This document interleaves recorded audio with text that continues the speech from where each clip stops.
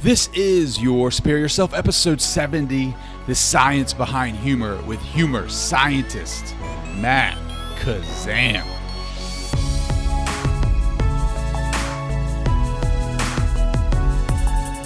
Because what I learned from doing morning radio from all those years is, why is the drive to work the shittiest part of their day? You know, I mean, that's why they loved us, because we made the pain go away during the worst time. Why does work have to suck? And it didn't. They didn't seem this way 30 years ago when I started. So I started to kind of do some analysis on that, and found that the research says that, people want to work for a funny boss. That, that right now they don't feel emotionally safe. They don't feel valued. They don't even know how to connect with their coworkers, because they used to be able to connect by telling jokes to each other, but now they won't allow them to do that. So this is a way to really help, corporate culture. What is going on, Superior Nation? Welcome back to your favorite podcast, Your Superior Self, the podcast that helps get you motivated to move forward in your life and get inspired to achieve that greatness that you've always wanted for yourself. I'm your host, Trey Downs, and I want to start today's episode out with a quote from the book, The 21 Irrefutable Laws of Leadership by John C. Maxwell. And the quote is, becoming a leader is a lot like investing successfully in the stock market. If your hope is to make a fortune in a day, you're not going to be successful.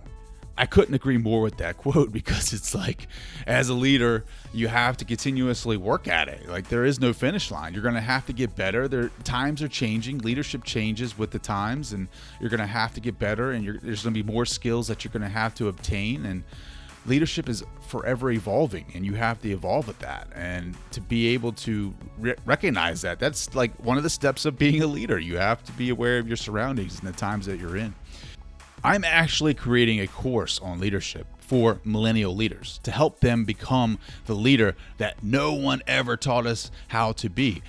I feel like we're putting these positions, these leadership roles, out of college, out of the craft, out of the frontline management scene, and we don't have the development that we need to succeed as a leader. It's like you kind of imagine what your last boss was, or you have this idea of what a leader should be, and you try to be that. And it's tough sometimes. You don't get the results that you want. And as a millennial, it's tough because, I mean, if you think about it, like our generation, who has been that true leader? Everybody always refers to John Wayne being that leader that everybody wants to be like. And it's kind of like, that way is not really what we're trying to do nowadays. Like that silent, strong type is okay for maybe older generations, but the newer generation, the millennial generation, I think we need to be more open to scenarios and situations, and we have to keep an open mind, and we have to be present in our decision making, and we have to allow failure. We have to allow failure in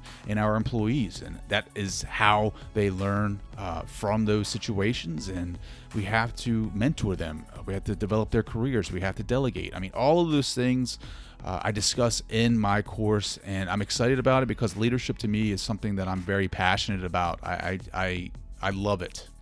I love being the guy that makes the decisions and people look to for advice and mentorship. So I am creating that currently, and I'm excited to get that out. So if you want to immediately raise your game in the leadership arena, you can text the word superior to 444-999 and sign up for my email list. Or you can head over to yoursuperiorself.com and sign up for my email list over there, and two things will happen. One, every episode that I record will be sent directly to your inbox. And two, I will send you my top 10 tips on leadership. And these 10 tips you will be able to implement in your daily routine, and you will see an increase in your influence amongst your peers or employees immediately. And to help us transform company culture and make punchlines improve bottom lines, I have Matt Kazam on the show today. With over 30 years experience and over 6,500 shows as a stand-up comedian, including over 1,000 corporate events, Matt Kazam is the expert on the science of humor. Whether as a keynote speaker, a corporate trainer, or now online via Matt's virtual training system, the Strategic Humor Institute, Matt has a unique ability to teach the tools of stand-up comedy into an effective program for any profession, from lawyers to doctors, teachers to corporate leaders, activists to actors. Everyone can benefit from using humor in the acquiring the skills of a stand-up comedian. I'm excited about my conversation with Matt Kazam, and I know you will too, so make sure you have a notepad because Matt has some great techniques on how to fuse a crowd and get your message to the entire audience. So without further ado, here is my conversation with Matt Kazam. Hey, what's up, guys? Welcome back to another episode of Your Superior Self. Tonight, I am fired up because I have my boy Matt Kazam on the show. He is comedian. He is a comedian and a humor scientist. I've never heard of that before, and I'm loving it. Matt, thanks so much for coming on the show, brother. Hey, man, my pleasure. It's been I think we wanted to do this almost a year ago, and I'm so glad that we're doing it now because I'm so much further along in the process. And so, yeah, I mean, but it's funny, humor scientist and comedian, you would think, humor scientist is just another name for comedian, but I don't, take that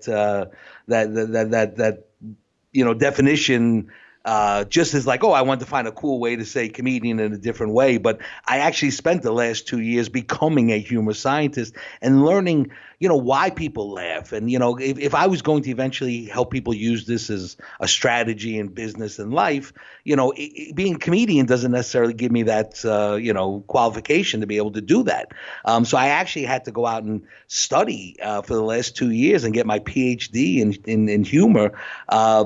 And learning, again, where laughter comes from, why were we born with it, because I really want to give it back to society because I feel like it was taken from us and is still being taken from us on a daily basis. But those who take it aren't humor scientists, don't understand that it has its place in society, very important place in society, and one of the two forms of communication we're given at birth.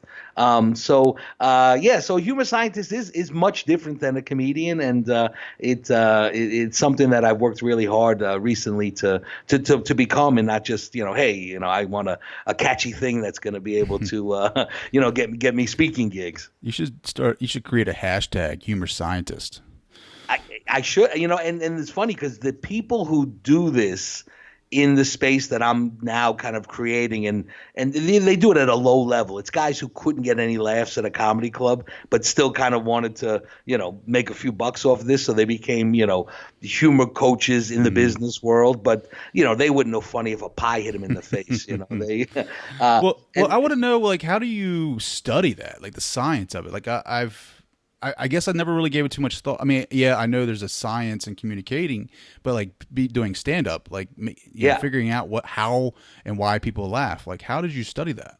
There's a lot of research out there by, neuroscientists, people who understand how the brain works and they've done all these things. However, these people are not, they wouldn't know how to go out and make somebody laugh, but there is a shitload of data out there on humor and human behavior and where it comes from, and so people have done tons and tons of studies. So when I went out there, I'm like, if you want to learn about this, just Google it because there's tons of people now, but no one's ever bridged the two worlds, with basically coming from the clinical, but then I'm coming from the theoretical side where over 6,500 shows I've been in there doing what I knew intuitively. I knew how to make people laugh since I came out of the womb, being able to make people laugh.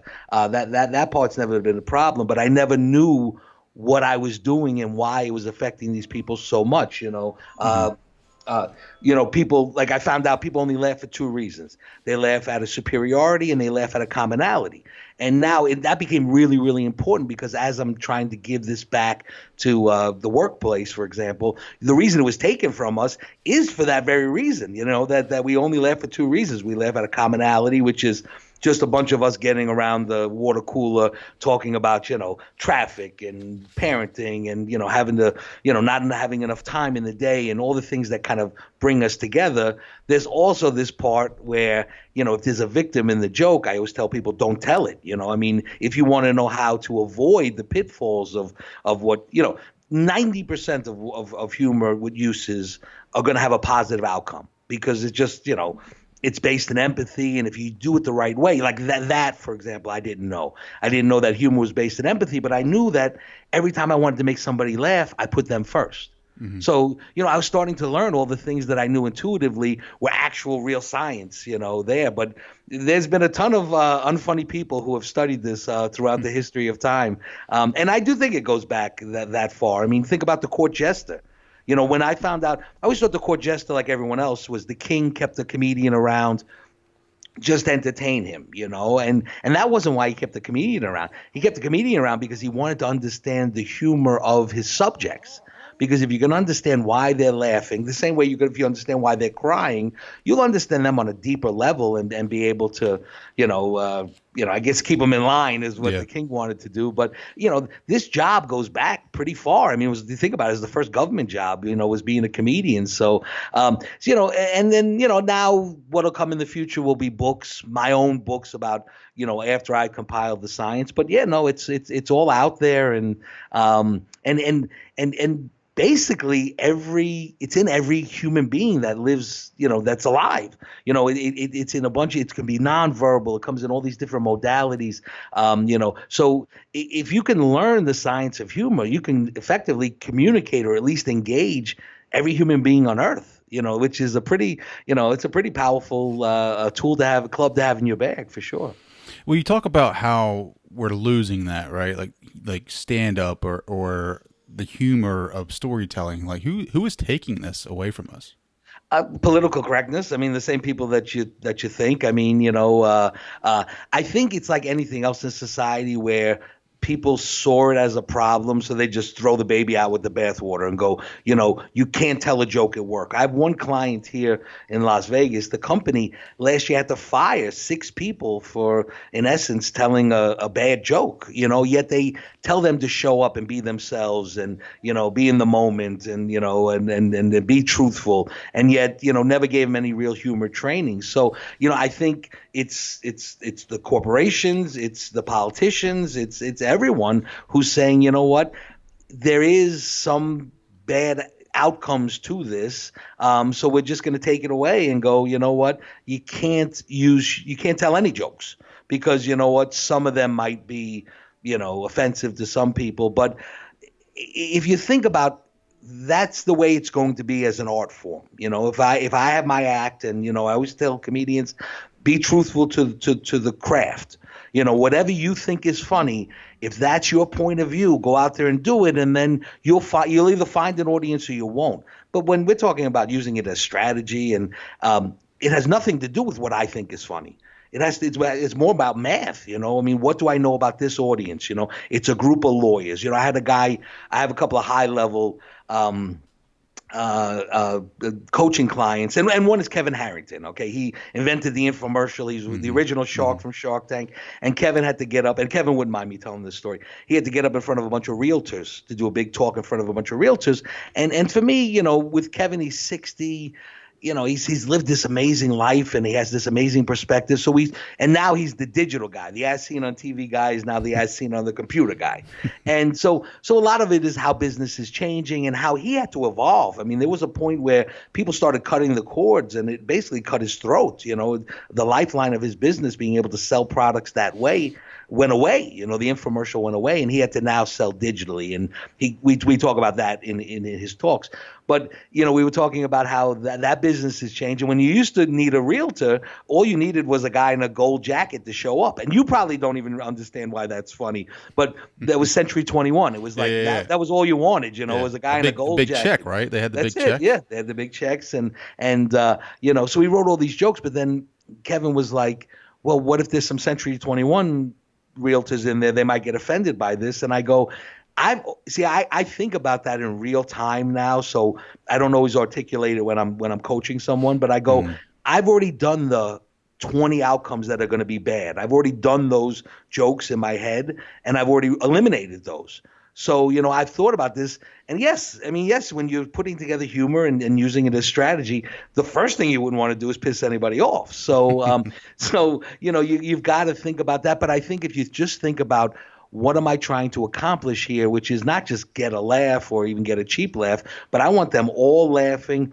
And again, to the science point of view, I created a concept called crowd fusing. And this is basically just what I'm trying to do is, when Chris Rock walks on the stage, he has the audience right away. But the reason he has them is yes, it's because he's famous, but it's because all of the audience members' minds clicked at the same time and said, that was Chris Rock. When you get everybody's mind clicking in one direction, what happens is they become one being of energy, and not just 1,000 individuals, but just one big group of energy that I can now fuse. And, even if you're not famous, because I can get all their minds going in one direction if I think about them. And so maybe they're not all realtors or they're not all lawyers, but you know what? The event might be in Baltimore. Maybe I open up with a joke about Baltimore. But again, a positive joke about Baltimore. There might be one or two, right? There might be one or two. Well, I heard your stand up at Joe's, what was it? I think it was his release of his new book. You came up there to, I don't know if it was right around CadreCon or not, but you did stand up for him.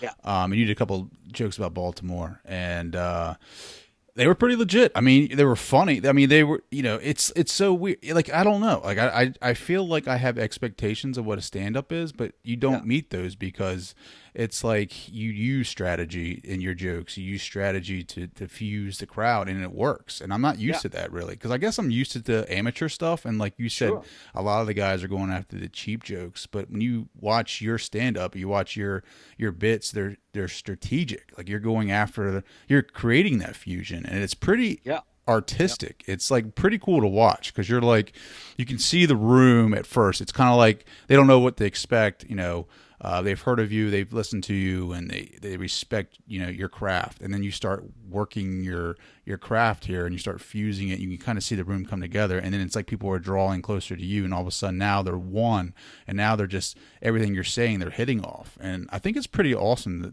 to watch you do that. And again, what I learned early on from, I was very, very lucky. So I started comedy in 1989. So this is over 30 years of me doing it. But the comedians we used to go on the road with, used to spend 6 days in a condo with Jeff Foxworthy and Ray Romano and Drew Carey. And we would spend the whole week. And these guys would teach, basically I got a PhD in comedy, right after college. My father said, you know what? You got to go to college. So I majored in finance because he was a finance professor, and I knew I could knock that out in 3 years. And basically I was preparing just for, getting the degree and then going out on the road and doing stand-up. But I had been doing it since I'm 3 years old, and, various little, neighborhood shows and family shows. But then, I got that out there on the road, and I learned from the best. And one thing they always told me was, you do the jokes you have to do to get the jokes you want to do. And it just resonated with me and made so much sense. Whereas, yes, I'm going to come out there and I'm going to take some shots at Baltimore and Dundalk and everything else, but I'm certainly not going to do that until I've earned their trust. Yeah. And so if you just, whereas most people just go out there and they just start spitting out jokes, or they just start spitting out information when they're speaking. And I'm like, there are so many nonverbal things. That's why I say humor exists on so many different modalities that it can be nonverbal. A lot of it is nonverbal, especially, when you're walking to the microphone in the first 30 seconds when they're processing you, you could be using that time to your advantage. So whereas it just kind of looks like I'm just doing stand-up, a lot of thought goes behind it, which is now why I can teach other people how to do it, in a bunch of different ways: videos, speaking, writing, whatever it is. I have a program called Stand Up and Sell where I talk about treating the sales opportunity like a performance, and understanding that the audience has a bunch of expectations when they come into this situation, and one of them is a fear of being sold. But what if you could, over the course of that presentation, be strategic about it, using humor and storytelling? They say it takes 20 interactions to gain someone's trust, or you can make them laugh once. because if you make them laugh, now you're into the subconscious mind. And again, more of the humor scientist nerd stuff that, for me, I was like, oh my gosh, and this became great because there are so many people that are naturally funny. And I always say, in case of a tie, the funnier person is going to win. And so many people out there have been losing. So many of your listeners, you want to be your superior self. So many have been losing to that naturally funny guy. But I go for everyone else now. There is real science here. And everyone goes, you can't teach somebody how to be funny. I go, no. You can't teach somebody how to be funny. I've been doing this for a very long time and understand it because I'm painfully shy in real life, that I have to actually overcome my natural personality to do what I do. So I know that that's not a barrier to this. And that's been the great joy of this part of my life. When I was 3 years old, I knew I wanted to be a comedian. When I'm 10 years old, my parents take me to Las Vegas. I see my first comedy show, Joan Rivers and Shecky Green at the Riviera. I knew right then that that's what I wanted to do with my life. 35 years later, I got my own show in the same room that I saw the show when I was 10 years old. 2 years later, they blow up the casino. But that's the part of the story you got to block out. Otherwise, a beautiful tale about a boy and his dream. But, when your dream comes true, either you look for another dream or you figure out, what's your legacy going to be. And I think that's where I am now, which is a really exciting place to be. I mean, it's another word for saying I'm getting old, but, that's cool. I can live with it. Well, there's so many stories, I'm sure, in that 35 years. I mean, you were here in Baltimore with on the radio with Kirk, Mark, and Lopez, right? Yeah, the greatest radio morning show in the history of the world. Yeah. And we were talking about how you kept Howard Stern out of the market, like not me specifically, but the show itself. Yeah. But strategically, you have to put that up, right? You have to be able to defend your territory. Like, what did you see? I'm sure you learned a great deal of how to protect your market, right? Like how do those guys do it? I think really understanding the mental makeup of the person from Baltimore, but it is a specific type of person. It's not the North, it's not the South. It's really been left for dead as a city. I mean, it's coming back now, in some ways, but we're talking 20 years ago, Baltimore was like Erie, Pennsylvania. I mean, I think understanding that person and that blue collar work ethic, and then going Howard Stern's fame and his global approach to broadcasting. And I think if other towns did that, instead of just kind of doing a generic morning show, we did a morning show for the people of Baltimore and understood that for people who had kind of a tough go of it, the morning is the worst part of their day because they're going to a job they can't stand. They're going, they're probably in a car that they, it's in some places they're in a car they can't afford. And these other people, they're in a car that they don't even know if it's going to make it home until, So I think we understood this and we just said, hey, listen, we're going to make them laugh. I remember one morning we were at Fells Point doing I think it was Kegs and Eggs, or I can't remember what they called it, but it was we did a lot of live events so that the people could come and hang out with us. But we did the show at like 6 so that we knew these weren't people who can call in late to work. We understood that about them. So, everything we did, we thought it was again really empathetic, and I think that's what society is missing. So when I say as much as, here I am trying to give humor back to people, I'm also trying to, give empathy back to people because, we're so fractured and we've stopped thinking about each other as human beings that, that was why we won there, because we really understood them and we gave them, not what they wanted to hear, but what made them feel something every single morning. And we went overtime. I mean, we could have ended that show every morning at 9:00, and most mornings we went till 10. Just because we wanted to give him a little bit more, and I think that was the beauty of that show. And Lopez wound up dying, wound up getting cancer and dying. But the three of those guys together, when I walked in the first time, it was like jazz. I mean, it was just like this one continuous thing that happened in the morning, and I just got in there and just started riffing with them. And I had done Baltimore for so long. I started at the Charm City Comedy Club. I'm doing this 30 years, so I understood Baltimore really, really well, and it's unlike a lot of different towns. So I think we were dialed in, and that's if you're gonna win over an audience or engage them or persuade them, you're gonna have to get real dialed in on who they are, and instead of the egocentric part of us who go, I'm just gonna go out there and do what I do, and they're gonna like it, or not. But that's not strategy.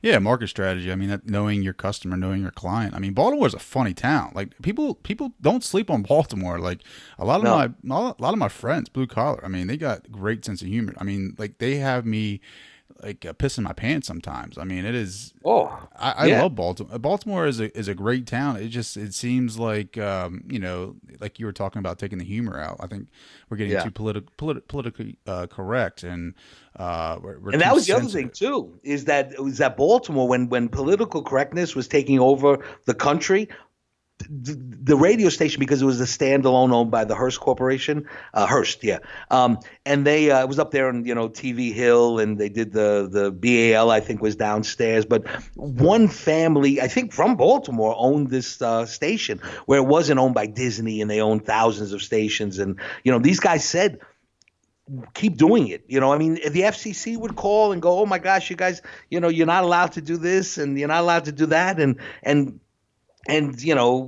they said keep pushing it, because because if Howard Stern came into that market, that radio station was done. I mean, it was the morning show that made all the money.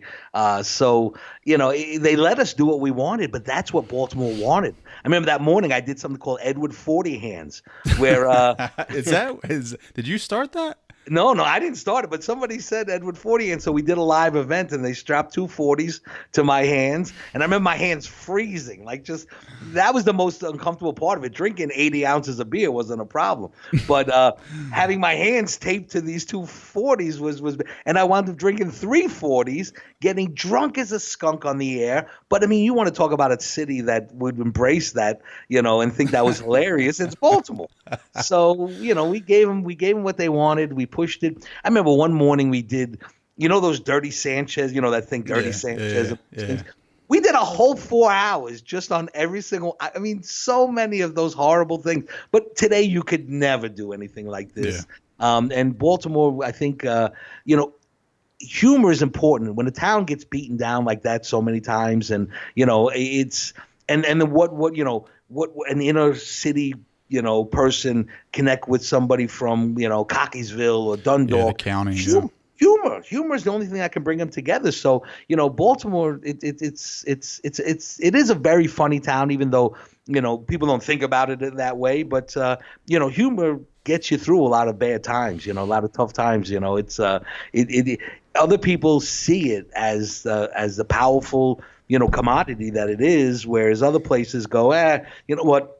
When I think of affluent areas like Northern Virginia or, Montgomery County or Ashburn or Loudoun County, humor's not important to those people. No. I mean, not at all. I mean, it's not valued. It's not revered. It's not celebrated. But, you go to a corner, over there in Essex, or, you go someplace, you walk into one of these delis, the first thing the guy's going to do is try to make you laugh, because it's still valued, and it's the most powerful part of the human experience. And we have changed so much, as a species, in terms of attention span and how do you connect, because our conscious minds are under full assault. You've got a podcast. Somebody else got a podcast. Somebody else, between social media, everyone's trying to get at them, but nobody's trying to really connect with them. They're just trying to give them more information. So, humor is your gateway into the subconscious, which is where I can make real connections, where every human emotion lives, long-term feeling. And that's where I like to operate. But if you think you're going to break through any other way, you're pretty limited in this day and age. Now, fame will do that, which is what everybody's chasing, because fame is the great equalizer. But, for everyone else, there's still real human ways to make a human connection. Yeah, and I've been thinking about, you're working a lot in the public speaking space and trying to help executives and corporate types up their game and get on stages and help, get attention that way. I mean, I'm dabbling in that myself right now and trying to, get on stages myself. And the best way to connect is through humor. And you're doing that right now. You've created a course, right? I have a couple different courses. I mean, it's the public speaking one is so natural. I mean, it was the first course I created 15 years ago called Stand Up and Public Speak, and it basically just took the tools of stand up comedy and applied them to public speaking. Because one of the reasons public speaking is such a huge problem is that it's just they keep taking the same science and making it longer. Like there was a public speaking course the other day. It was 72 hours. There is nothing in public speaking that you need to study for 72 hours, I don't teach people breathing techniques. What I do is teach them to be so comfortable on stage, they're not going to be breathing heavy. I think there's only with stand-up, it's pretty streamlined in terms of, what I need to do to be successful. And, there's just too much of other people's science, out there when it comes to public speaking. So it's the one I could have the quickest impact, and it was the quickest path to revenue with my business was, basically, releasing this course and speaking on it and, teaching people communication training. But, the other stuff I'm doing is, I have a course leading with humor and empathy where I'm teaching leaders at companies. Because what I learned from doing morning radio from all those years is why is the drive to work the shittiest part of their day? I mean, that's why they loved us, because we made the pain go away during the worst time. Why does work have to suck? And it didn't. They didn't seem this way 30 years ago when I started. So I started to kind of do some analysis on that and found that the research says that, people want to work for a funny boss, that, that right now they don't feel emotionally safe. They don't feel valued. They don't even know how to connect with their coworkers, because they used to be able to connect by telling jokes to each other, but now they won't allow them to do that. So this is a way to really help, corporate culture, that's another way, So I have the courses, Stand Up and Public Speak, but, I have LOL 101, which basically is our way back to, just basically teaching people why, again, why people laugh, and letting it be the thing that you do first, like your first instinct should be to be funny. But it's not, because we've shut down that part of our personality. So I've got to kind of do the factory reset, on human beings. So I created those courses, basically that so people understand that, I tell them how I've used humor and the science of stand-up comedy, to win over my audience, to get out of over 20 speeding tickets. I've not got paid a ticket in the last 20 years, because when the cop pulls me over, I know exactly what to do to be empathetic towards his situation, because what most people think about is themselves when they get pulled over, and not think about that this is the shittiest part of the cop's job, is walking up to that car. He has no idea who's in there. More cops get shot by the person they pull over than die in a bank robbery or anywhere else. So, the first thing I do is I don't escalate the situation. I put my hands on the steering wheel. I roll down the window. I take off my sunglasses, and I'm ready. So I don't reach for the glove box. What do you think he thinks? All you're doing is making a negative situation more negative, trying to put your seatbelt on. And when he asks you, why I pulled you over, don't lie to him. You're going to be the one person that's able to lie your way out of a ticket. Tell him the truth. It freaks him out. He goes, do you know why I pulled you over? I go, yeah, I was really flying, wasn't I? Till I saw you, then I hit the brakes really hard. That must have been fun. And next thing you know, he's laughing, and I made a real connection with a human being, because the office is not going to let me off, but Jim might, and Jim does, and so, yeah. So that's what so yes, I mean, it is public speaking, but it's really more using humor and strategy. I say it's, to win in business and life, it's yes, it will make you a better speaker. And then when I tell people, most comedians painfully shy, but yet I've done a show for 72,000 people at halftime at a Houston Texans game, but sometimes I can't ride in an elevator with people because I just feel too anxious, So, I think that's, it gives people at least I'm rewriting the narrative when it comes to public speaking, and that's something I really like to do because shit, we'll be living on Mars and people will still be afraid of public speaking. We can't have that. Well, how do you show empathy? Like, I mean, you said connect with people on a higher level and be empathetic to them. Like, so if I'm a speaker and I'm starting out and I'm listening to your courses and listening to this podcast, like, how do I go on a stage and show Yeah. empathy for maybe an audience of like 200 people? I think again, some of it happens again non-verbally. So it's happening to the audience member, and you're doing it, but it's more on. It could be something as simple as you're speaking at 9 o'clock in the morning. Acknowledging the fact that, hey, listen, we all drew the short. We're here at 9 o'clock in the morning. Nobody's got a ton of energy. Do the best that you can. But I understand that it's 9 o'clock in the morning, and I just happen to be speaking now, but whoever speaks at 1 PM right after lunch is going to have a much better time than this. But also not just knowing that on a subconscious level that they don't want to hear information the first thing out of your mouth should be story.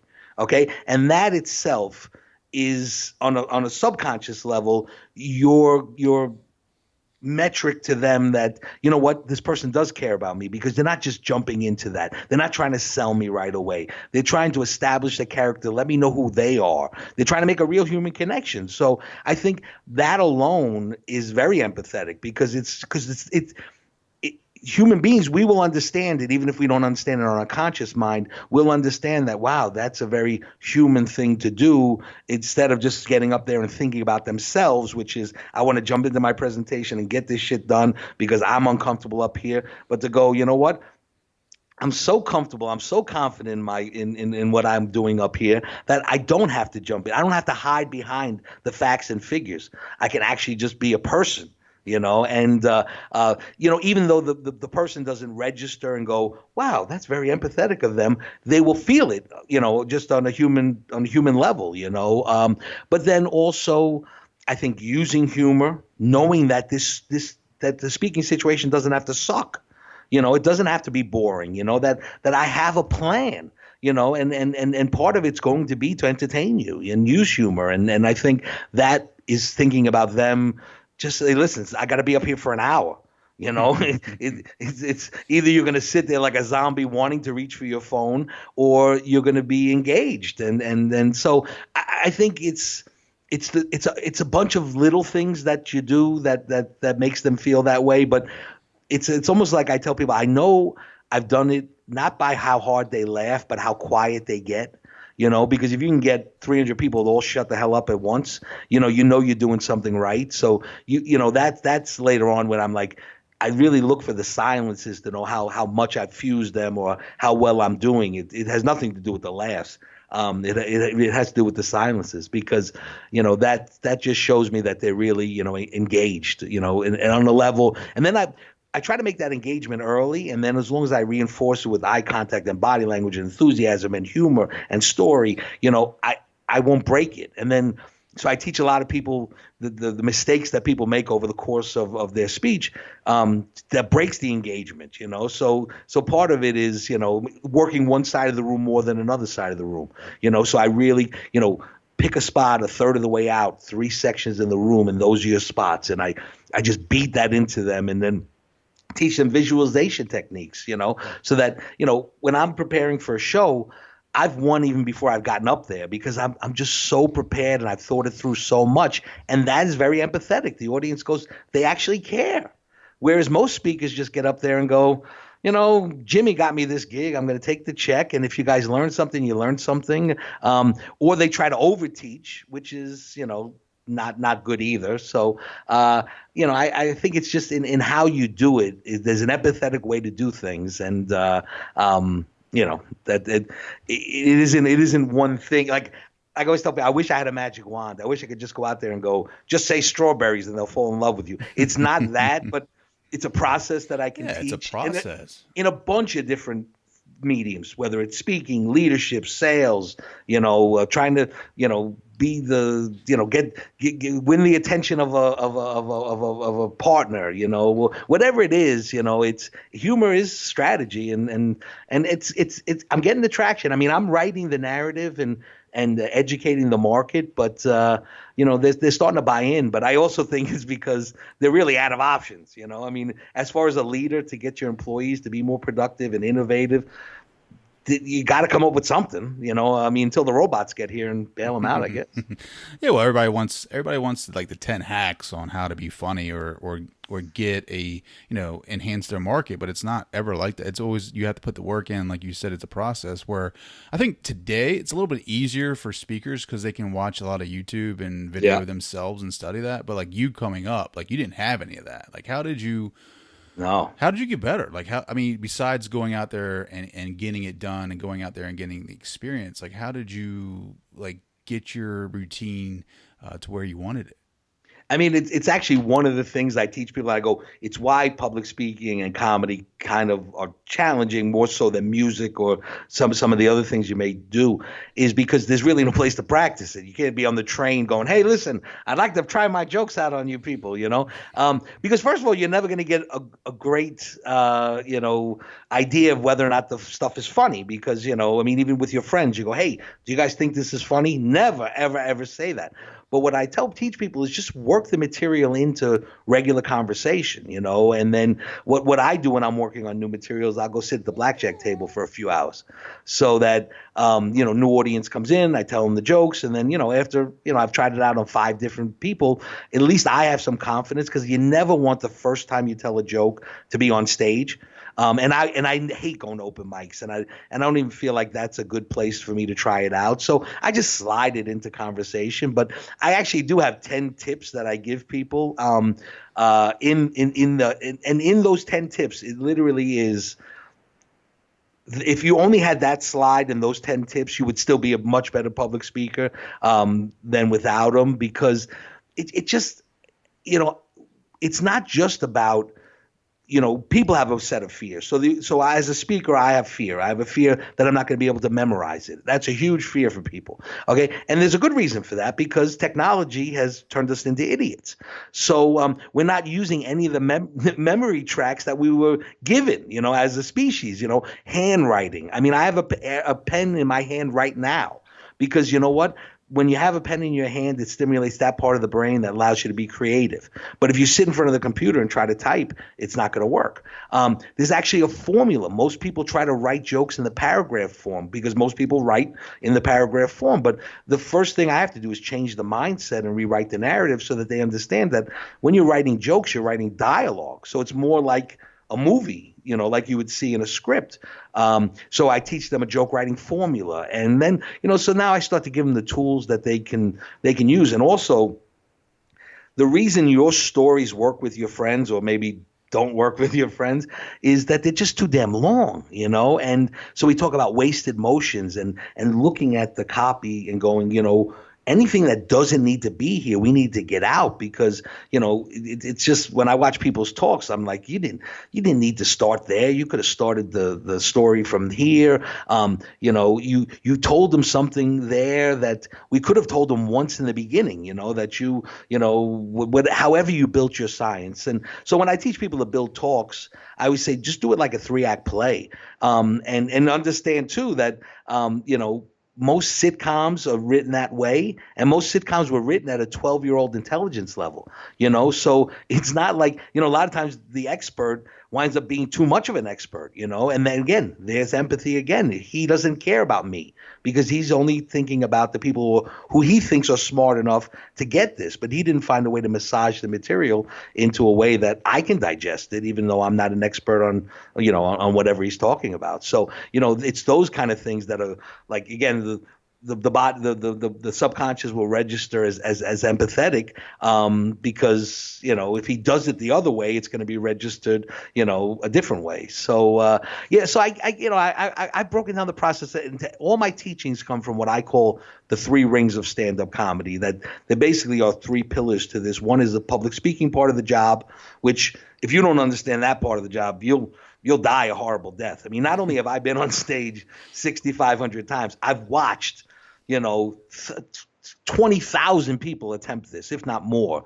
More than that. I can't even imagine how many people. I should come up with that number. But I've watched them fail, and some of them were actually funny. They just didn't know how to do it, and they didn't go up there and establish your character and establish your point of view and really understand that there's more to being funny than just being funny. Yeah. I mean, you're absolutely right. I mean, you know what I like? I like conversation. Like when I listen to, like, Joe Rogan does a lot of conversation and he talks to a lot of comedians and it's just like free rolling and it's funny. And then Ryan Sickler, who is from Baltimore, he had a podcast that isn't, he started a new one. It's called The Honeydew, but he does like this conversation storytelling podcast. And I feel like that to me, like you were talking about rolling it into a conversation, like that's the best way to practice because you're testing it out on, like, I mean, obviously don't test it out on your friends, but test it out at the workplace if it's okay. I mean, we talked a little bit about how some workplaces are a little, kind of cold or whatever, but the line at the grocery store, or the Uber driver, anybody, Try it out. I mean, try out your talks too. If you're a speaker and you're doing some, try it out a little bit. Not the whole speech, obviously, but like, maybe the opening. Try it out on somebody, wherever you're at, and see how it feels. And like Kevin Hart was on Joe Rogan, and he says, it takes him like a year to get like a good show together, like to get his jokes, or because he's out there hustling. I mean, obviously he does a lot of movies and a lot of other things, but he goes to these clubs and he tries them out before he even goes on tour. Like he's a year deep in his research on what's going to hit, what's not, what feels good, what doesn't. And as a speaker, as an entrepreneur, you have to do that too. Like everybody wants, I don't know what it is, Matt. Like everybody wants this instant gratification, this instant success, like you talked about. Like they don't want to put in the work. I mean, these are people that think about these people, not to cut you off, but this is why I got into this business, because these are all smart, highly intelligent people, but they weren't the class clown. They weren't these are shy, introverted people by nature, but now they have to be the face of their business. They have to do a podcast. They have to go Facebook Live. I mean, geez, I have a couple of clients that we rehearse before they go Facebook Live because, especially the higher level people, because you're right, Kevin Hart, if he goes out there, he's got too much to lose. Bombing is not an option for Kevin Hart, so he has got to make sure the material is proven before he takes it out there. But as you mentioned, I tell people when public speaking itself, but having a conversation with the audience, that's really what it breaks down to. I mean, it's you're having a conversation with 1,000 people at once, but the more conversational it is, the more engaging it's going to be to the audience for sure.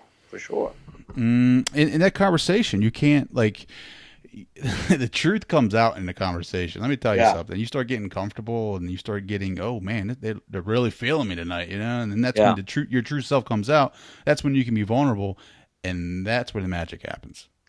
Absolutely. And I talk about improv, like as it relates to stand-up comedy. And it's not like, first of all, the improv that of, like the games where it's like, yell out a occupation and they're like a butcher and I need a setting, and it's always Starbucks or Walmart. It's one of those two. And, and then the group creates, some comedy on stage. But when it comes to stand-up comedy, most of the time, that thing that we're doing that you think we're doing in front of you, in real time, we've done so much before. The great thing about all my courses is when I talk about improvisation, I mean, who's the greatest improvisational? When I say improvisational comedian, who do you think of? Improv, he just died. Robin Williams. So there you go. So when I talk about improv, I talk about Robin Williams. But when I talk about the science of improvisation as it pertains to stand-up, so I worked with Robin Williams 5 nights in a row at DC. So, I got to see the show 5 nights in a row, And audience would come up to me because, he was, it's he was out there. So he he didn't go out and talk to the people after the show. It just, he was too broken to do that. And in a lot of cases, I don't even like doing that part of it, just because I'm just too shy. I'm just too shy to do that, even though I can perform for them. But I've got the science to help me through that. But people would come up to me and go, "Oh my God, this is amazing. He thought of all that stuff." He did the same show, by the way, 5 nights in a row, the same exact show. But it looked like he was doing it all in front of them, that he was making all this stuff in front of them. But he was so good at that. And that's really what happens when it comes to stand-up, is that we do it once that first time where you just had a conversation with the audience and something magical happened. And then the rest of our lives, we're just spending it trying to recreate that situation to make it seem that organic. But that first time you do it, oh my gosh, but you never would have gotten there if you didn't get to that level where you were that comfortable, the audience was that comfortable, and it wasn't a speaker audience situation. It was just like you're controlling the moments aren't controlling you. It's like when this happens, I'll leave my body and just hover over it and watch the vehicle do this thing I was born to do. But it transcends time and space, and anyone can do that. It's just you have to get out of your own damn way. Has there ever been like a specific time where you took a step back and was like, all the work that you put into it, like it came together, like you were sitting there and you were like in this feeling of I just crushed the shit out of the show, or maybe you were hitting on all cylinders in your life, everything was coming together? Like, have you ever, what? Give me the example of that time. Like, yeah, at what sure. point in your life did that happen for you? Like, just this, I don't know, man. It just seems like a lot of people, especially me, like we always go through this grinding day in and day out, and there's never really light at the end of the tunnel, because it's like, you don't know exactly, you have an idea where you're going to go, like you have this goal, but sure, you don't know how to get there. So it's kind of like you're just grinding day and night, and you're doing your research, and you're trying to make connections, and you're trying to network, and you're trying to do this and that and that and that. But when that moment hits, it's so blissful, right? It's just like, oh my God, this is what I've been working for. Like, what moment was that for you? Well, I mean, it happens a lot, and it's almost like a tree in the forest, because like you'll have this show where you go, there are 10 people of the history of comedy that could have done a show that good. I mean, that's like in my greatest of shows, I'll put them up against anyone. And I've been on stage with Chris Rock and everyone else. And, it was never about Hollywood for me, and it was never about being famous for me. It was about this craft and mastering this. However, this is why I watch them when they come into the room. And I think about, a lot of times I have to undo the damage that has been done to them before I can do what I want to do with them. So, them waiting in a long line because the box office couldn't get their shit together, or there was a ton of traffic getting into the club because Obama was giving a speech across the street. Back when I used to do DC, Obama would screw me all the time. Like, he'd give these, it was the Mayflower Hotel was right across the street from the Improv. So he would give speeches over there all the damn time. They would close the street and people would have to park blocks over and walk in. And then they're sitting in front of you, make me laugh. So there are some times where you're in front of an audience and you go, oh shit, I don't have to do any of that. Like, they rolled over. These people are ready. And then I go, okay, now I can get to what you're talking about quicker. And then I have, again, the jokes I have to do to get the jokes I want to do. But then even once I make the transition, so it start off with the easy stuff, then you do the smart stuff, then you do the dirty stuff. Because if you open up with the dirty stuff, that's all they're going to want. You open up with the smart stuff, you're going to alienate some of the crowd, because they might have been able to get those jokes if you would have done them later in the set, once you've established your character and sold them on some other material. Like, some of my jokes have 12, 13 punchlines. Like, I'm doing long form stand up so I have a joke where I talk about, I was at Walmart and, again, we know what shops at Walmart and the type of people at Walmart. And there was a guy parked next to me, and he had a dream catcher hanging from his rearview mirror.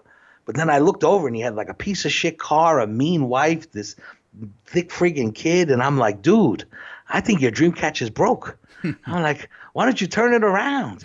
Your dreams appear to be escaping. And then I'm like, you got a nightmare catcher. Yeah, you bought that at Walmart. Yes, you did. Yeah, it was made by Indians, but not that kind. And where it's like an audience where they laugh at like the seventh punchline, and I'm like, oh my God, this like. And then there's some jokes that we love, and they're kind of metric jokes where we're like barometer jokes where we like, if they laugh at that, then oh my God, they're gonna love this part of the set. And so yeah, I mean, it happens a lot of times, but I think when I did my show here in Vegas, we have a media night. It's a big media night show, and I've been lucky. It's funny because like I've had specials and I've had times where Comedy Central was in the room and I beat the shit out of the audience. And after it was over, Comedy Central didn't say anything to me. Like, because again, they're looking for a younger version of me, they have different things that they're going after. But so those were great shows. But the times where the magical show happened was I did my media night here in Vegas, and that was everything. Everything was on the line. And I think, I made sure I brought my best because that's 100 reviewers in there. If they say this isn't a good show, you got no friggin' chance whatsoever. So, everybody's in the audience. And it was one of those things where it just worked. I mean, it just even though they were media people, they bought into every concept that I went with. They because the good thing about my show is it's not just my story, it's our story, and I'm really intentional with that. I mean, how much the world has changed. I mean, it may be easier now, but it may have been better before when we used to be able to go outside and play and, go down the street and knock on somebody's door and, not to have to send them a text and, so this whole audience did that. And then when it's going well, like I'm like a chess player where I can see 10 moves ahead because I don't have to worry about the thing I'm doing right now because they're already into it. And so, it's happened a bunch of times. I mean, I'd say, because I don't leave it up to chance and I do the same thing every single time. It's like golfers talk about that. They go through their routine. I go through my routine. It starts about 3 hours before the show. I do my research ahead of time. Once I get to the club, I watch them come in. I know what I have to do. I do the things in the beginning, but some nights they just roll over and it's beautiful and it's what you want. But most of the other times it's a job like you're talking about where, you just gotta fucking, you just gotta work. Well, you talk about the bad times. Like, was there any certain time in your life where you were kind of like, shit, man, like, I don't know if I can do this. Like like you just doubted everything you were doing. That part never I mean, I knew I could make people laugh and I knew that the business, I mean, once I started learning about the business, I mean, Hunter S. Thompson said about Hollywood, it's a plastic hallway full of pimps, thieves, and whores where good men die like dogs. There's also a negative side. So, once you realize how the sausage is made and what it's going to take but for me, it was always, Hollywood was just one stream of revenue. It was just, one path, that you could go down, but it's certainly not the only path, and I would meet comics like that. I would meet Christian comics who could buy and sell the guys you see on TV. You don't know who they are, but this guy opens up for Joel Osteen, he makes $9 million a year. So I knew there were other ways. So even though, I did Last Comic Standing, I knew Last Comic Standing pretty quickly into the process was fixed and I wasn't going to be able to win, but I was going to be able to use it to my advantage because I was going to get on TV every week for a little while. But I knew that they weren't going to pick me to win because it's like American Idol. They're not leaving it up to the people. I mean, it's there was times where I, obviously were disappointed, but at the end of the day, I knew if you could make somebody laugh and do it the way I do it, that's a skill that's going to be valued forever. Yeah, but that's when that's when you learn the business though. Like, what about before you learn the business? Like, I'm talking about like guys right now. I'm talking about like right now, like let's say even me, for instance, like I'm learning the business of podcasting. Like I don't know the business, but I'm learning it. But there was definitely a time when you were coming up, maybe in the early days, where it was like you're learning, you're getting your feet wet. Like there had to be times where you're like, man, I don't know if I'm meant for this. Oh shit. I mean, when we get to corporate gigs, so I've done 6,500 shows. I bombed where I remember I bombed where I can still feel it on me right now 3 times. One time was in West Virginia, and I blame that on West Virginia. I mean, they literally turned off the race. They turned the race off and then brought me up and out on stage, and I'm on there. But then I'm, after it's over, I mean, like I just leave. I had a hotel room for the night, and it was like a bad storm coming in, but I wanted to be as far away from these people as humanly possible. And then I start to go, well, you know what? This is more of America than New York City is. So, if I can't make them laugh here, then I'm going to lose half of this country, in terms of an audience base, so am I going to be able to do so? So yeah, I did think about it that time especially because, I had been performing in DC and Philly and New York and East Coast. And then, once you get out there in the rest of the country, you realize, it's a big friggin' place. There's 300 million people. 200 million live somewhere else. And I better learn how to make those people laugh. And then I did, and then I did. But, no, now that you mention it, that was definitely a time. And then also just being out there. I mean, I would go on the road for months at a time in the beginning because I knew it was going to take 10 years to perfect the craft. So it didn't matter if I was in New York. So the easiest place to get a lot of shows under your belt is out on the road. So, so quickly I had to come up with an act that I knew could work in, Columbus, Ohio, as well as it was going to work in Washington, D.C. and Topeka, Kansas and everywhere else. And that actually became one of the greatest skills I have now, which is I can do an urban audience in Baltimore, or I can do a southern audience in Alabama, or I can do a the Seattle show, or I can do a corporate show. And then like the show you saw, that's the other thing, is that most people go, oh, how funny. First of all, how funny can he possibly be? Because it's a corporate event, you're pretty shackled when it comes to those kind of things. So, I always kind of like let them know that this is a comedy show. It just happens to be the setting has changed. So I became this because I knew that if I wasn't going to, the comedy club is easy. I mean, that's like, they're all set up for you. But when you just walk into a banquet room at a Marriott, you're gonna have to turn that into a comedy club. So I mean, I think I figured out those things, but I figured I never let it beat me down too much because there was no plan B. I didn't have a plan B, so I just figured these were challenges, but I'd have to figure them out.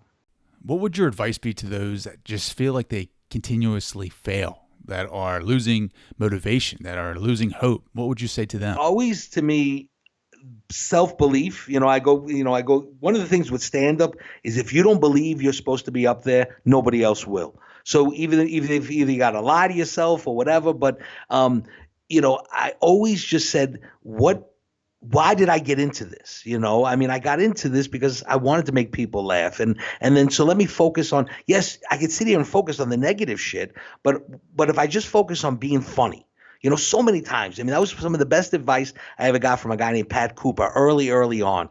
And it's funny, you do these podcasts and then now you realize, it was good advice on a bunch of different levels. But one of them was, he goes, that's the only thing you can control. If you sit here worrying about the business, like if I would have just Hollywood is what Hollywood is. If I wanted to be part of Hollywood, I could have made it easier on myself and easier on Hollywood, to be able to bring me into the fold, become a writer, find out what problems they have and how I can solve them. But if I just sat there and focused on, that it's a shitty, horrible place, where guys like, Harvey Weinstein are rewarded for so many years, I mean, it's a toxic, horrible place.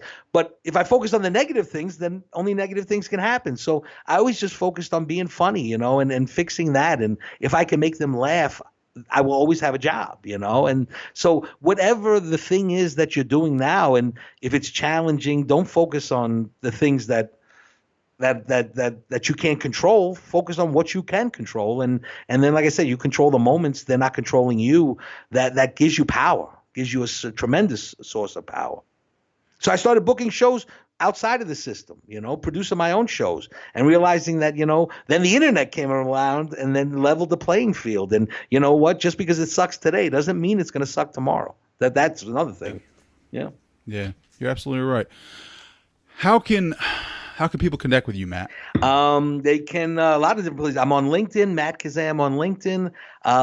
I just launched the online platform where all of my courses are out there, called the Strategic Humor Institute. Yeah, nice short domain there, but strategichumorinstitute.com or theylaughyouwin.com for my corporate training programs and coaching programs on there. But I'm on Facebook. I'm not on Instagram because I'm not a 14-year-old girl, but it enrages people that I'm not on Instagram. But I can't even figure. I wanted to post something there last night, and I don't even have the app on my phone. So I'm on all the social media stuff, but They Laugh You Win or strategichumorinstitute.com. And I'm still out there doing stand-up, not 400 shows a year anymore, but I still love doing it. So, they could always look for me at a comedy club or theater or casino near you. That's funny. You were busting my balls about Skype earlier, and you're not even on Instagram. I don't even know how to use Instagram. It's worse than that. Yeah. So I have to end my shows. I've come up with this question, and it's pretty philosophical in my mind anyway. So when you ask the question, what is my meaning to life? What are the first thoughts that come up? I mean, I've always been kind of, and it's weird because like even as a kid, I realized I was given gifts and blessings. Like I never take any credit for being funny. I mean, I was born this way, and my parents nurtured it, and teachers nurtured it, and people made me who I am today. And I always felt like at parts of my life I was doing less with more talent, and so I've kind of always been, trying to live up to, well, why do I have this, and which is now I realize that I didn't know the world was going to become the way the world is, but I feel like I was given this, and my real talent is my ability to teach comedy. It really is. I mean, I take a group of entrepreneurs now every 2 months, 6 to 7 entrepreneurs, put them through my program, and they perform 15 minutes of comedy on Broadway. It's called this Entrepreneur CEO Stand-Up Challenge. And it's life-changing. I mean, it literally is like taking somebody up Mount Everest. I mean, it's such a powerful growth program, and most people would rather climb Mount Everest than do this. So, I feel like if you know why you're here, and you know what your place is in the world, and then if everyone knew that, then I mean that's why villages are so much happier, in the middle of nowhere, because everybody knows their role, and everyone was given different blessings, and the ones that could run fast became the hunters, and this. So and for me, it's not about anything man-made. I mean, I think a cell phone is just a tool. I don't look for joy where joy doesn't exist. And I think that's a big problem with society. And at the end of the day, comedians were just social philosophers. And I was studying people and then holding the mirror up to them. So for me, it's about the human experience and connecting with as many people as you possibly can. And it breaks my heart because I teach my daughter this too, is if I'm walking down the street and someone else is walking down the street towards me, I'm going to say hello to you, even though you're going to look at me like I'm an asshole. 9 times out of 10, they're going to look at me like I'm an asshole but a dog will do it. A dog will be, hey, I'm a dog, you're a dog. We should just fucking celebrate that we're both dogs, And I will do that even though humanity is changing. So yes, my meaning of life, is almost like a thing of the past, but I figure we were a certain way for 6 billion years, and just because Facebook and technology has come out doesn't mean we have changed that much. It just looks like we have. So I don't know if that answers the question, but I always felt like, what is my place? Not, and I knew it pretty early on because I could make people laugh and I could make people feel better, and then I could use humor to get what I wanted. But if I kept that all to myself, that would be so selfish. And I think, there are there's like a code like Dexter or something, I have a code that I kind of live by, and I I stuck to that, and it wasn't always easy. But at the end of the day, I like who I see in the mirror. So, Yeah, that's a great answer. I think that Seth Godin talks about that in Lynchpin, where we need to use our gifts to help the world. But I was at CadreCon too, and I asked him that question, and he was like, "Nah, I don't mean the whole world. I meant like your world, like the people, your world, yeah, people in your world that you can directly affect." And I think your world's just a little bit bigger than most, but you're doing a great job with your gifts. I'm trying, man. I'm trying, but I couldn't do it without people like you. Again, I don't have Instagram and I don't have my own podcast, so I'm always blessed and honored to be on shows like this. Well, Matt, thanks so much for coming on the show, guys. Check him out. He is Matt Kazam, #humor scientist. Matt, thanks so much for coming on the show, brother. You got it, man. Thanks so much. Be well. I want to say thank you to Matt Kazam for coming on the show and hanging out and having a great conversation about humor and the science behind it. You guys can check him out on all social media. He is now on Instagram, so check him out over there. You guys can check me out on Instagram at TDowns80, on Twitter at DownsTrey, and on Facebook at Trey Downs, DOWNES. If this is your first time listening to the show, please hit subscribe and leave a rating and a review. Everything helps us out as far as scaling the show and getting this to people who need it and to gain a little bit more motivation in their everyday lives and find that inspiration to help lead them to success. Thank you guys for taking the time to listen to this episode. I couldn't do it without you, literally. You guys are awesome. You guys are the best fans out there. So thank you guys so much for hanging out with me today. And I will talk to you guys next week.